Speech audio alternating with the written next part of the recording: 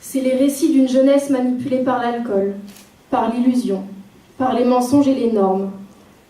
Plus qu'un état des lieux, tout est noir, tout est fade. La colère et la haine prennent le pas et démolissent la passion, remplie de pulsions. Elle vous parle de personnes, de regards malsains, de sourires diaboliques et de silence à travers les plus grands cris. C'est la nouvelle génération. C'est à nous de donner le rythme et de guider les esprits, de réveiller tous les anges et d'affronter tous les instants de notre vie. À la maison, c'est la crise, et elle ne comprend vraiment pas les raisons. 3 ans plus tôt, elle apprend que les racines de l'arbre qui l'ont vu naître deviennent soudainement polaires. SOS, dit-il en pleurant, et en la regardant. Elle comprend alors maintenant les cris et la violence, les larmes et la souffrance. Son cœur se transforme en un bloc de glace et elle tente de s'éclipser de ses temps gelés. Le rejet, la haine, la déception envahissent alors les lumières qui brillaient dans ses yeux au détriment de l'admiration. Elle comprend les choses très vite et perd le pied quand on lui annonce à l'âge de 15 ans qu'elle est différente et que face à elle, la complexité d'un soupir la tiendra éveillée pendant des années. Fais-en ta force.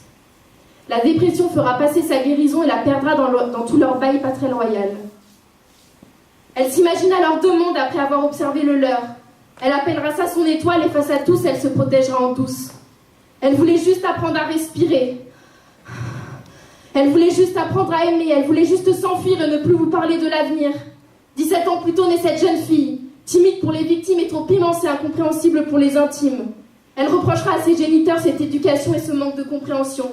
Il fallait réfléchir avant de me construire.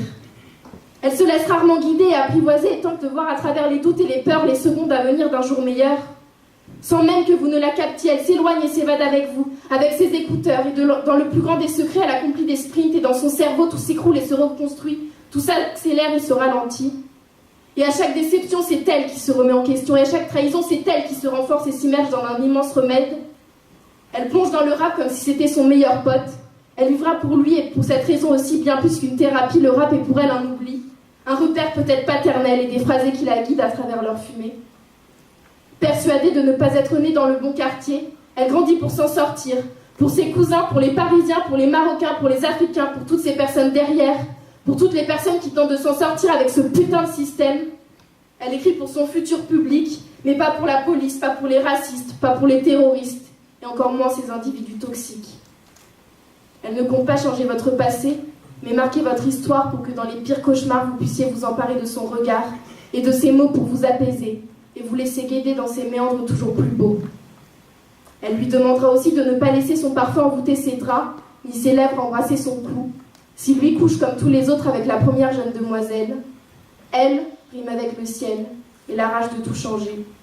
Elle me dit qu'elle n'aime pas se livrer, mais que ces moments font partie de son trajet, et que tout comme le vôtre, transformer la 3e personne en la première, en ce jeu qui devient un jeu, fait partie de la lumière. Ouais.